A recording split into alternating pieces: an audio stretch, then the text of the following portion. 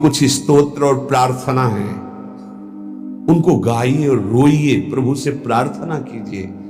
क्या मुझे अजपा जाप दे दीजिए, निरंतर भजन दे दीजिए, वो दे देंगे।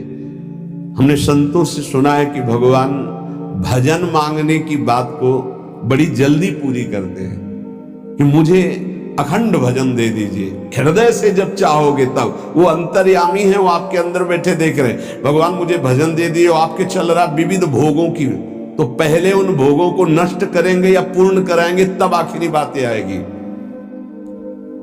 जब विभीषण जी श्री भगवान के सन्मुख गए तो भगवान ने सबसे पहली बात पूर्ण की, जो लंका में चलते समय भाव आया था कि भगवान के चरणों का आश्रय लेकर उनके बाहुबल से इस रावण का विनाश करके जिस सिंहासन पर बैठकर इसने लात मारी, यहीं बैठूंगा आके। प्रभु आपके चरणों के दर्शन से कोई कामना नहीं। भगवान कहते नहीं, पहले कामना की थी उसकी पूर्ति ले। हम भगवान से भजन मांगेंगे, साथ में नाना प्रकार की वासनाएं हैं, तो इसीलिए जब बहुकाल करी सत्संगा, सत्संग सुनते सुनते ये दिमाग में बैठ जाता है कि भोग वासनाएं, कामनाएं ये हमें फंसाने वाली है, हमें नहीं चाहिए। जब आपके अंदर से उदासीनता आएगी तब भजन की मांग पूरी हो जाएगी। कभी कभी भगवान का गुणानुवाद करके एकांत में रोया करे साधक। कभी रोना आता है अपने इंद्रिय और मन के विलास की पूर्ति ना होने पर। इतने मोटे मोटे आंसू गिरते, तब लगता है कितने कीमती आंसू कितने घटिया जगह में गिरा रहे हो। भले हम अंतःकरण उस कोटि की व्याकुलता नहीं कि मेरे प्रभु हम पर कितनी कृपा कर रहे हो, अगर हृदय से उनको पुकारे तो निश्चित वो अनुभव में आ जाते हैं। छोटी छोटी बातों में लोग रो देते हैं, ऐसे रो देते हैं, मोटे मोटे आंसू चल रहे बात में ऐसे, और प्रभु की चर्चा हो जाए घंटों, कोई फर्क नहीं पड़ेगा। ये तो आश्चर्य लगता है। और भक्तों को चाहे जितना भीषण कष्ट हो, कभी आंसू नहीं निकल सकते। जब आंसू निकलेंगे तो भगवत भाव में निकलेंगे। कह रहे नारायण स्वामी कि अजपा जाप के लिए भगवान से प्रार्थना करो। कभी कभी एकांत में उनके स्तोत्र हैं, गुण हैं, उनको गा गा कर रो, उनसे प्रार्थना करो, हे दीन बंधु मुझे अपना अखंड भजन दे दो। जो चाहिए सब प्राप्त हो जाएगा। भजन से क्या नहीं प्राप्त हो सकता। मीराबाई जी ऐसा ही करती थी, रात्रि में गिरधर से बात करती थी, प्रार्थना करती थी। नारायण स्वामी जी कह रहे उपासक ये बिल्कुल ध्यान रखे, यदि नाम सिद्ध करना है तो झूठ बोलना शपथ पूर्वक त्याग दे।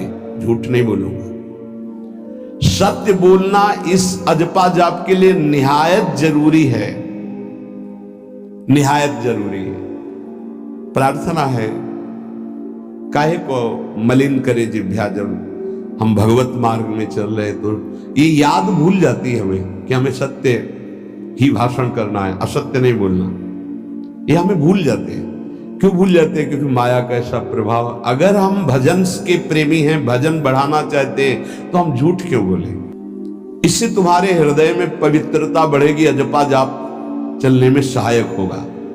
सत्य बोलना, भगवान से एकांत में रोकर प्रार्थना करना, सबके प्रति भगवत भाव रखकर प्रणाम करना, जिससे तुम्हारा कहीं दोष दर्शन नहीं होगा। किसी के मन को दुखाने वाली कभी बात न कहे, किसी को दुर्वचन न कहे, किसी का वैर भाव अपने हृदय में स्वीकार न करे। ये साधन मैंने स्वयं किया है नारायण की कृपा से।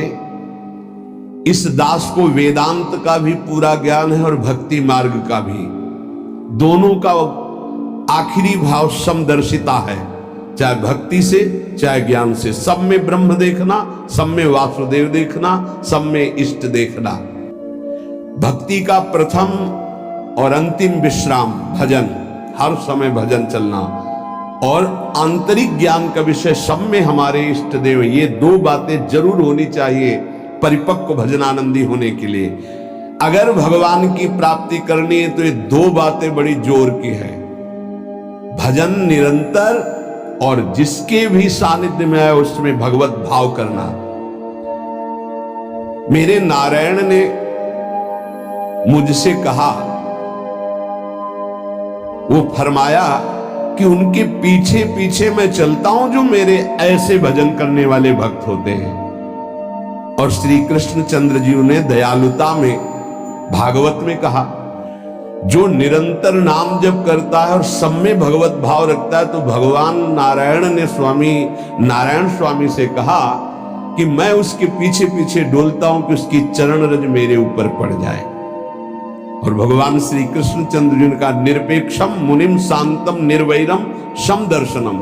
निरपेक्ष जो किसी की अपेक्षा नहीं रखते, किसी से कोई संबंध नहीं स्वार्थ का। मुनिम जो निरंतर मंत्र का नाम का मनन करते रहते हैं। शांतम हर द्वंद्व की प्रहार स्थिति में वो शांत रहते, विचलित नहीं होते। निर्वैरम कोई उनसे वैर करे तो भी वो उससे वैर नहीं करते। और समदर्शी सब में अपने इष्ट को देखते। ऐसे संतों के पीछे में भगवान कहते उनकी चरण रज लेने के लिए हर समय पीछे पीछे रहता हूं। इसलिए किसी भी जीव को कष्ट नहीं पहुंचाना है। गर्दन झुका करके रास्ते में चलना सीखो कि नीचे कोई जीव तो नहीं दब रहा हमारे पैर से। शरीर को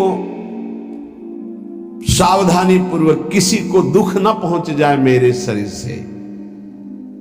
वाणी को संभाल कर किसी के हृदय में बाण ना लग जाए, वाणी का बाण ना लग जाए।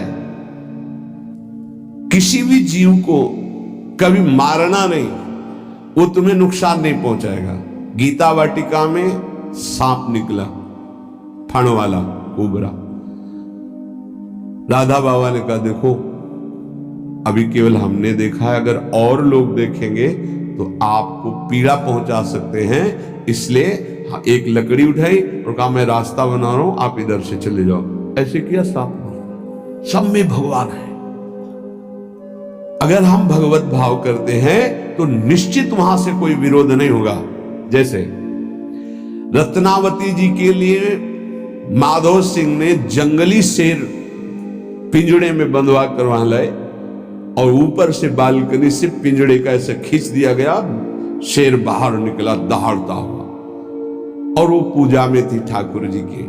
संतशाला में बहुत से संत विराजमान थे। दासी ने कहा, महारानी सावधान, सिंह। आरती करने जा रही थी, मुड़ी और कहा, नहीं सिंह नहीं, नरसिंह। तिलक लगाया, आरती की, प्रणाम किया। सिंह घूमा और छलांग मारी ऊपर, जो बालकनी में राजा के पार्षद उसको बंदी बना करके लाए, सांप को फाड़ और जंगल।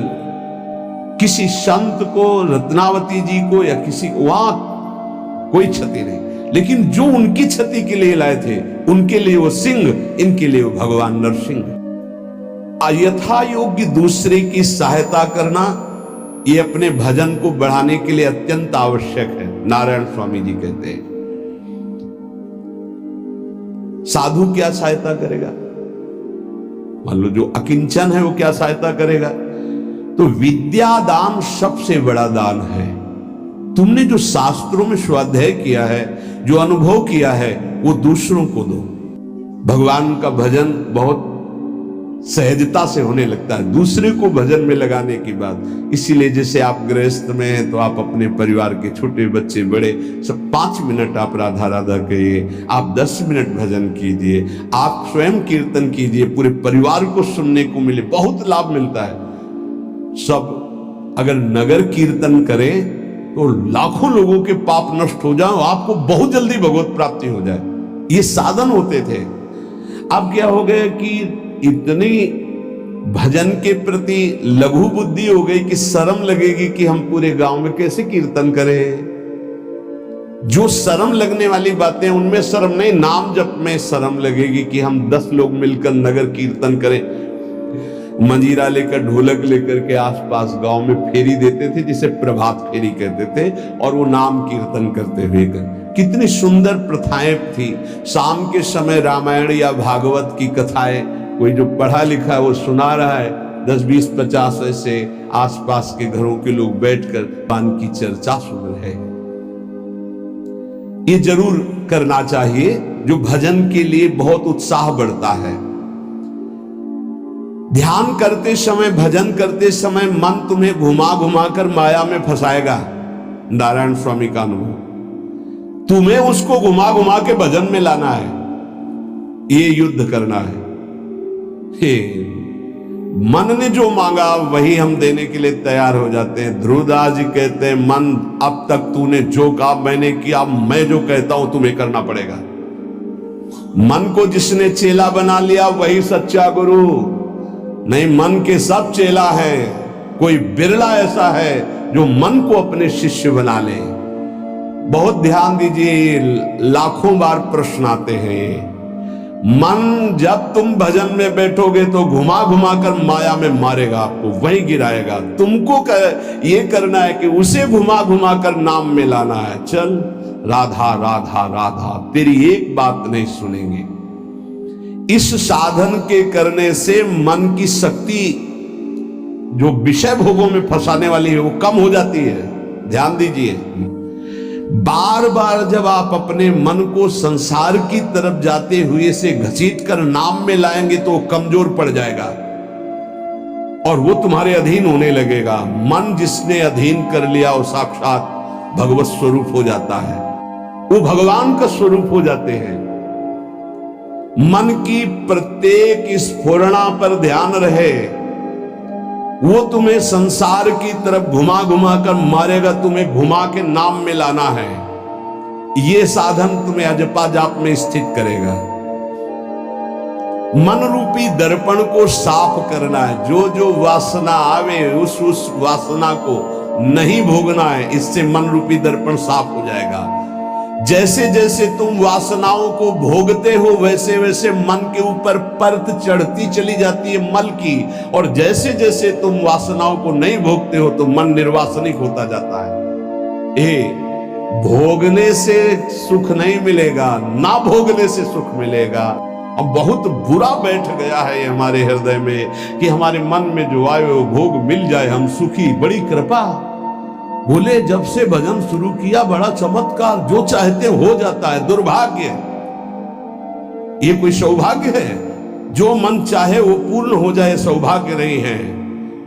फिर वो तुमको अधीन करके जो तुम नहीं चाहोगे वो भी करवा लेगा। सौभाग्य है कि मन जो चाहता है वो हम नहीं करते। जो शास्त्र में लिखा है, गुरु आज्ञा, वही मन की बात मानते हैं। अभ्यास करते करते वासनाएं कम होने लगती हैं, फिर वासनाएं नष्ट हो जाती हैं, फिर स्फुरणा ही नहीं होती, अजपा जाप प्रारंभ हो जाता है। विक्षेप यही वासनाएं पहुंचा रही भजन में। भजन से जो महासुख मिलता है तुम्हें कैसे बताऊं। नारायण स्वामी कह रहे हैं, मन के अधीन होने पर दुर्गति तो सब देख रहे हैं, लेकिन मन को वश में करने पर जो सुख है वो परमेष्ठी पद ब्रह्मा में भी नहीं है। इसीलिए भक्त कहता है, न पारमेष्ठ्यम न महेंद्र धिष्णम, नहीं चाहिए देवराज इंद्र का पद या ब्रह्मा का पद। ऐसा सुख स्वयं मिल गया क्योंकि मन अधीन हो गया। इसलिए इस दास ने स्वामी नारायण की कृपा से इस मन को अधीन किया और हर समय नारायण की छवि नेत्रों में बस गई और जिह्वा ने प्रबल रूप धारण कर लिया। नारायण नारायण नारायण नारायण। अभी जिह्वा प्रबल रूप, समोसा चटनी ये वो कैसे नाम मीठा लगे। राधा नाम सुधा रसम, पानी आया मुंह में? नहीं। राधा नाम सुधा रसम, पानी आया मुंह में? नहीं आया। वो अभी गरम गरम समोसा चटनी ये या अमुक चीज या अमुक, मुंह में पानी आ जाएगा क्योंकि हमारी जिह्वा का स्वाद बिगड़ गया। बोले हमारी जिह्वा प्रबल हो गई, किस बात में? रुकी नहीं रही।